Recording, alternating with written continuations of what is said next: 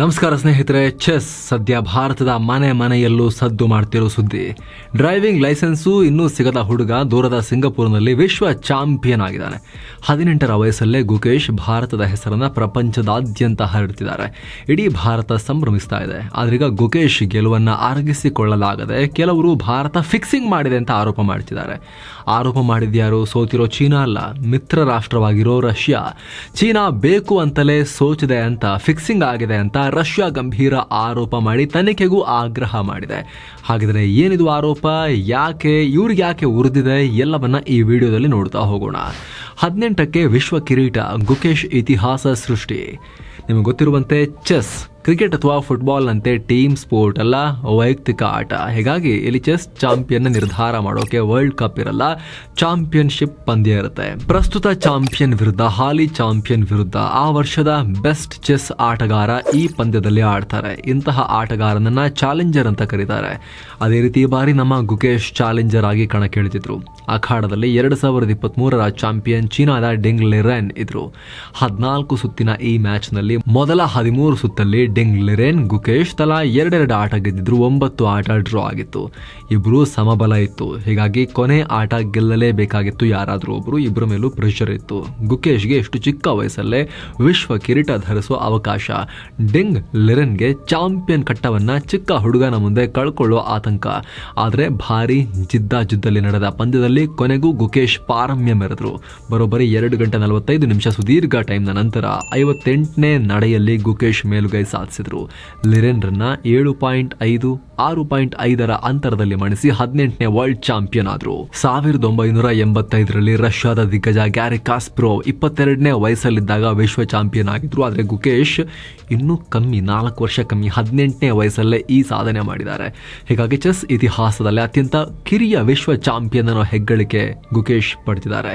ಅಲ್ಲದೆ ವಿಶ್ವನಾಥನ್ ಆನಂದ್ ಅವರ ಬಳಿಕ ಚದುರಂಗದ ಸಾಮ್ರಾಟನಾದ 2ನೇ ಭಾರತೀಯ ಅನ್ನೋ ಗರಿಮೆ ಕೂಡ ಇವ್ರ ಪಾಲಾಗಿದೆ. ಗೂಗಲ್ ಸಿಇಒ ಸುಂದರ್ ಪಿಚಾಯ್ರಿಂದ ಹಿಡಿದು ಗ್ಯಾರಿ ಕಾಸ್ಪರೋವ್, ಅಮೆರಿಕದ ಹಿಕಾರು ನಕಾಮುರಾ ಸೇರಿದ ಹಾಗೆ ವಿಶ್ವದ ದಿಗ್ಗಜ ಚೆಸ್ ಪ್ಲೇಯರ್ಸ್ ಎಲ್ಲ ಗುಕೇಶ್ ಸಾಧನೆಯನ್ನ ಕೊಂಡಾಡ್ತಿದ್ದಾರೆ. ಇಡೀ ಭಾರತ ಸಂಭ್ರಮದಲ್ಲಿ ತೇಲಾಡ್ತಿದೆ. ವಿಶ್ವ ಮಾಧ್ಯಮಗಳು ಕೂಡ ಭಾರತದ ಯಂಗ್ ಪ್ರತಿಭೆಯ ಗುಣಗಾನ ಮಾಡ್ತಿವೆ. ಆದರೆ ಇದೆಲ್ಲದರ ನಡುವೆ ಭಾರತದ ಸಾಧನೆಯನ್ನ ಸಂಭ್ರಮಿಸಬೇಕಾಗಿದ್ದ ಮಿತ್ರ ರಷ್ಯಾ ಭಾರತದ ಮೇಲೆ ಘನಘೋರ ಆರೋಪ ಮಾಡಿದೆ. ಬರೀ ಭಾರತದ ಮೇಲಲ್ಲ, ಭಾರತದ ವಿರುದ್ಧ ಫೈಟ್ ಮಾಡಿದ, ಒಂದು ರೀತಿಯಲ್ಲಿ ಭಾರತದ ಶತ್ರುವೇ ಆಗಿರೋ ಚೀನಾ. ರಷ್ಯಾದ ಮಿತ್ರ ಚೀನಾ, ರಷ್ಯಾದ ಮಿತ್ರ ಭಾರತ. ಈ 2 ರಾಷ್ಟ್ರಗಳು ರಷ್ಯಾಗೆ ಫ್ರೆಂಡ್ಲಿನೇ ಅಲ್ವಾ? ಈ ಇಬ್ಬರು ಮಿತ್ರರು ಫಿಕ್ಸಿಂಗ್ ಮಾಡ್ಕೊಂಡಿದ್ದಾರೆ ಅಂತ ರಷ್ಯಾ ಆರೋಪ ಮಾಡಿದೆ. ಪರಸ್ಪರ ಶತ್ರುಗಳು, ಆದರೆ ರಷ್ಯಾಗೆ ಇವರಿಬ್ಬರು ಮಿತ್ರರು. ಇವ್ರ ಮೇಲೆ ರಷ್ಯಾ ಈ ರೀತಿ ಆರೋಪ ಮಾಡಿದೆ. ಏನು ಸ್ನೇಹಿತರೆ, ಈ ವರದಿಯಲ್ಲಿ ಮುಂದುವರಿಯೋಕ್ಕಿಂತ ಮುಂಚೆ 7 ಸ್ಯಾಂಡ್ಸ್ ಟೂರಿಸಂ ಕಂಪನಿ ಈಗ ಭಾರತೀಯರ ಪಾಲಿನ ಪ್ರೀತಿ ಪಾತ್ರ ಅಂಡಮಾನ್ಗೆ ಟ್ರಿಪ್ ಆಯೋಜನೆ ಮಾಡಿದೆ. 41,500 ರೂಪಾಯಿಗೆ 4 ರಾತ್ರಿ 5 ದಿನಗಳ ಟ್ರಿಪ್ ಇದು. ಈ ಪ್ಯಾಕೇಜ್ ನಲ್ಲಿ ಎಲ್ಲ ಪ್ರವಾಸಿ ತಾಣಗಳ ಭೇಟಿ ಇರುತ್ತೆ. Cellular jail, light and sound show, Havelock island tour, private ferry tickets, ಇದೆಲ್ಲದರ ಚಾರ್ಜಸ್ ಇನ್ಕ್ಲೂಡ್ ಆಗಿದೆ. ಹಾಗೆ ಫ್ಲೈಟ್ ಟಿಕೆಟ್ಸ್, 3 ಸ್ಟಾರ್ ಹೋಟೆಲ್ನಲ್ಲಿ stay, all meals, AC transport ವ್ಯವಸ್ಥೆ, 24/7 ಟೂರ್ ಮ್ಯಾನೇಜರ್ ಸೌಲಭ್ಯ ಎಲ್ಲವೂ ಇನ್ಕ್ಲೂಡ್ ಆಗಿದೆ ಈ ಪ್ರೈಸ್ ನಲ್ಲಿ. ಹೊರಡೋ ದಿನ 18 ಫೆಬ್ರವರಿ 2025. ಕೆಲವೇ ಸೀಟುಗಳು ಲಭ್ಯ.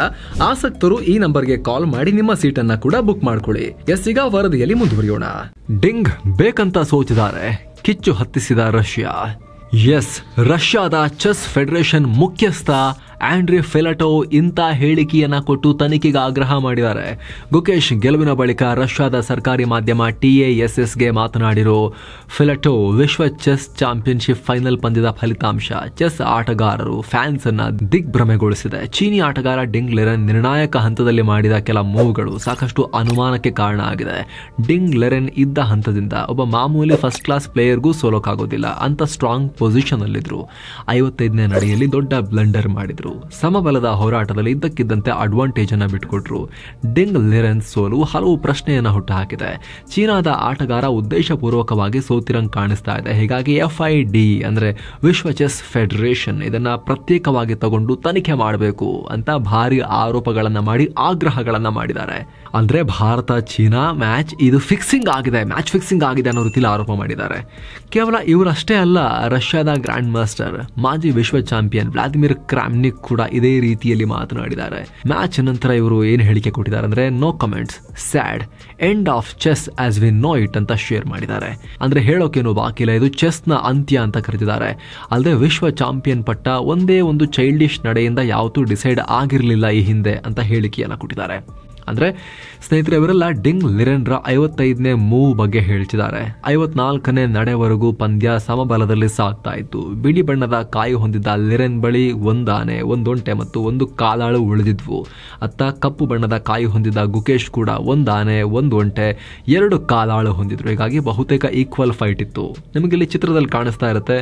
ಆದರೆ ಇದ್ದಕ್ಕಿದ್ದಂತೆ 55ನೇ ಮೂವ್ನಲ್ಲಿ ಡಿಂಗ್ ಲಿರೆನ್ ಭಾರಿ ಎಡವಟ್ಟಿನ ಹೆಜ್ಜೆ ಇಟ್ಬಿಟ್ರು. ತಮ್ಮ ಆನೆಯನ್ನ ಗುಕೇಶ್ ಆನೆಗೆ ಎದುರಾಗ್ತಾ ನಿಲ್ಲಿಸಿಬಿಟ್ರು.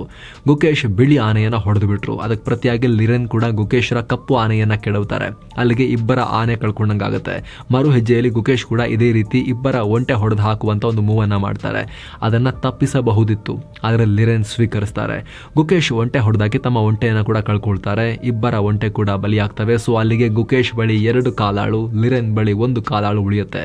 ಆದರೆ ಇಂಥ ಟೈಮ್ನಲ್ಲಿ ಯಾವಾಗಲೂ ಎಕ್ಸ್ಟ್ರಾ ಕಾಲಾಳು ಇದ್ದವರೇ ಗೆಲ್ಲೋದು. ಹಾಗಾಗಿ ಲಿರೆನ್ ತಮ್ಮ ಸೋಲನ್ನ ಒಪ್ಕೊಳ್ತಾರೆ. ಆಟ ಮುಗಿಯುತ್ತೆ.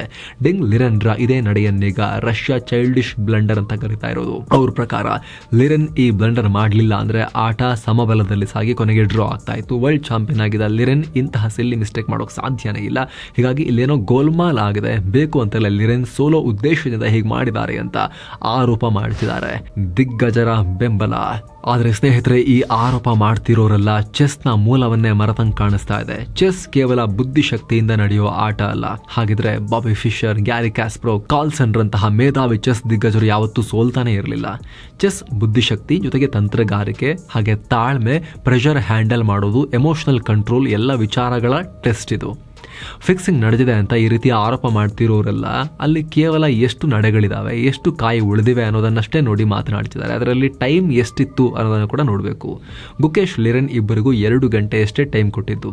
ಆಟ ಮುಗಿದಾಗ ಗುಕೇಶ್ ಬಳಿ ಇನ್ನೂ 1 ಗಂಟೆ ಟೈಮ್ ಬಾಕಿ ಇತ್ತು. ಆದರೆ ಲಿರೆನ್ ಬಳಿ ಕೇವಲ 10 ನಿಮಿಷ ಮಾತ್ರ ಉಳ್ಕೊಂಡಿತ್ತು. ಹೀಗಾಗಿ ಟೈಮ್ ಮುಗಿತಿದೆ ಅನ್ನೋ ಪ್ರೆಷರ್ನಲ್ಲಿ ಲಿರೆನ್ ತಪ್ಪಾದ ನಡೆಯನ್ನ ಇಟ್ಟಿರಬಹುದು. ಹಾಗಂತ ಅದನ್ನು ಇಲ್ಲೀಗಲ್ ಅನ್ನಕ್ಕಾಗಲ್ಲ. ಟೈಮ್ಗೆ ತಕ್ಕಂತೆ ಆಡೋದು, ಒತ್ತಡ ನಿಭಾಯಿಸೋದು ಕೂಡ ಆಟದ ಭಾಗ. ಅದರಲ್ಲಿ ಲಿರೆನ್ ಸೋಚಿದ್ದಾರೆ. ಹೀಗಾಗಿ ಚೆಸ್ನ ಪ್ರಮುಖ ರಾಷ್ಟ್ರವಾಗಿ, ಅದರಲ್ಲೂ ಕೂಡ ಭಾರತದ ಮಿತ್ರನಾಗಿ ರಷ್ಯಾ ಇಲ್ಲ ಸಲ್ಲದ ಆರೋಪಗಳನ್ನು ಮಾಡೋದು ಮೂರ್ಖತನ. ಜೊತೆಗೆ ಗುಕೇಶ್ ಏನು ಟ್ಯಾಲೆಂಟ್ ಇಲ್ಲದೆ ಆ ಹಂತಕ್ಕೆ ಹೋಗಿಲ್ಲ. ಚಾಲೆಂಜರ್ ನಿರ್ಣಯ ಮಾಡೋ ಟೂರ್ನಮೆಂಟ್ನಲ್ಲಿ ಅಮೆರಿಕದ ಹಿಕಾರು ನಕಮುರಾ, ರಷ್ಯಾದ ಇಯಾನ್ ನಪೊಮ್ನಿಶಿ ಅಂತ 8 ಘಟಾನುಘಟಿ ಆಟಗಾರರನ್ನ ಸೋಲಿಸಿ ಬಂದಿದ್ದಾರೆ. ಅಲ್ಲದೆ ಈ ಪಂದ್ಯದಲ್ಲೂ ಕೂಡ 13 ಸುತ್ತಿನವರೆಗೆ ಸಮಬಲದಲ್ಲಿ ಹೋರಾಡಿದ್ದಾರೆ. ಹೀಗಿರುವಾಗ ಚಿಕ್ಕ ಹುಡುಗ ಗೆದ್ದ ಅಂತ ಈ ರೀತಿ ಸುಳ್ಳು ಆರೋಪ ಮಾಡೋದು ಅವರ ಚೈಲ್ಡಿಶ್ನೆಸ್ ಆಗುತ್ತೆ. ಇದು ಗೊತ್ತಿರೋದ್ರಿಂದಲೇ ಚೆಸ್ ದಿಗ್ಗಜರು ಇನ್ನೊಂದಷ್ಟು ಜನ ಗುಕೇಶ್ರನ್ನ ಕೊಂಡಾಡ್ತಿದ್ದಾರೆ. ಖುದ್ದು ರಷ್ಯಾ ಮೂಲದ ಇನ್ನೊಬ್ಬ ದಿಗ್ಗಜ ಗ್ಯಾರಿ ಕ್ಯಾಸ್ಪ್ರೋವ್ ಅವರೀಗ ಅಮೆರಿಕದಲ್ಲಿ ಉಳ್ಕೊಂಡಿದ್ದಾರೆ, ಅಲ್ಲಿ ನೆಲೆಸಿದ್ದಾರೆ. ಪುಟಿನ್ ವಿರುದ್ಧ ಇದ್ದಾರೆ ಅನ್ನೋ ಕಾರಣಕ್ಕೋಸ್ಕರ ಅಲ್ಲಿ ಅಮೆರಿಕದಲ್ಲಿ ರಕ್ಷಣೆ ಇದೆ ಅವರಿಗೆ. ಅವರು ಗುಕೇಶ್ ಅತ್ಯುನ್ನತ ಸ್ಥಾನವನ್ನು ಅಲಂಕರಿಸಿದ್ದಾರೆ, ತಮ್ಮ ತಾಯಿಯನ್ನ ಖುಷಿಗೊಳಿಸಿದ್ದಾರೆ, ಒಳ್ಳೆ ಸಾಧನೆ ಅಂತ ಹೇಳಿ ಶಬಾಷ್ಗಿರಿ ಕೊಟ್ಟಿದ್ದಾರೆ. ಡಿಂಗ್ ಲಿರೆನ್ ಕೂಡ ಅತ್ಯುತ್ತಮ ಆಟ ಆಡಿದ್ರು, ದೊಡ್ಡ ಪ್ರತಿರೋಧ ತೋರಿದ್ರು. ಆದರೆ ಬ್ಲಂಡರ್ ಯಾರಿಂದ ಆಗಲ್ಲ? ಯಾವ ಚಾಂಪಿಯನ್ಶಿಪ್ ಪಂದ್ಯಗಳಲ್ಲಿ ಬ್ಲಂಡರ್ ಆಗಿಲ್ಲ. ನಾನು ಕೂಡ ಹಲವು ಬಾರಿ ತಪ್ಪು ಮಾಡಿದ್ದೀನಿ ಅಂತ ಅವ್ರು ಹೇಳಿದ್ರು. ಜೊತೆಗೆ ಗುಕೇಶ್ ವೆಲ್ ಪ್ರಿಪೇರ್ಡ್ ಆಗಿದ್ರು. ಈ ಪಂದ್ಯದಲ್ಲಿ ಅತ್ಯುತ್ತಮ ಆಟಗಾರ ಅವರೇ ಆಗಿದ್ರು, ಅದಕ್ಕೆ ಗೆದ್ದಿದ್ದಾರೆ ಅಂತ ಹೇಳಿದ್ದಾರೆ. ಅಲ್ಲೇ ಚೆಸ್ ತನ್ನ ತೊಟ್ಟಿಲನ್ನ ಸೇರ್ಕೊಂಡಿದೆ. ಅಂದ್ರೆ ಭಾರತ ಚೆಸ್ನಲ್ಲಿ ಕಮ್ಬ್ಯಾಕ್ ಮಾಡಿದೆ. ವಿಶಿ ಮಕ್ಕಳು ವಿಶ್ವದೆಲ್ಲೆಡೆ ವಿಜಯ ಪತಾಕೆಯನ್ನ ಹಾರಿಸ್ತಿದ್ದಾರೆ ಅಂತ ವಿಶ್ವನಾಥನ್ ಆನಂದ್ರನ್ನ ಉಲ್ಲೇಖಿಸಿ ಮಾತನಾಡಿದ್ದಾರೆ. ವಿಶ್ವನಾಥನ್ ಆನಂದ್ ಕೂಡ ಗುಕೇಶ್ಗೆ ಈ ಟೀಕೆಗಳ ಬಗ್ಗೆ ತಲೆ ಕೆಡಿಸ್ಕೋಬೇಡ, ಈ ಟೈಮ್ ಎಂಜಾಯ್ ಮಾಡುವಂತ ಸಲಹೆ ಕೊಟ್ಟಿದ್ದಾರೆ.